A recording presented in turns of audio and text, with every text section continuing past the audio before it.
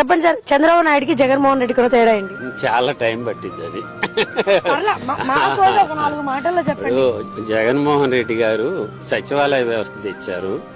ఎవరు బయటికి వెళ్లకుండా ఇంటి దగ్గరికి వచ్చి సర్వీస్ చేసే వ్యవస్థను తీసుకొచ్చారు.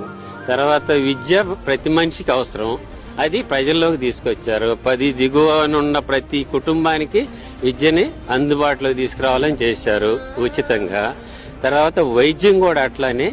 ఇప్పుడు మనకి అభివృద్ధి చెందిన దేశాల్లో 1000 మందికి 500 మందికి ఒక ఎంబీబీఎస్ డాక్టర్ ఉంటే మనకి 10,000 మంది 20,000 మందికి కూడా లేరు ఇప్పటికి.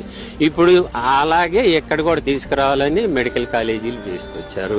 వీటన్నిటికంటే కూడా మా ప్రపంచంలో ప్రతి మనిషికి ఒక సెంటు భూమి లేదమ్మా, అందరికి లేదు.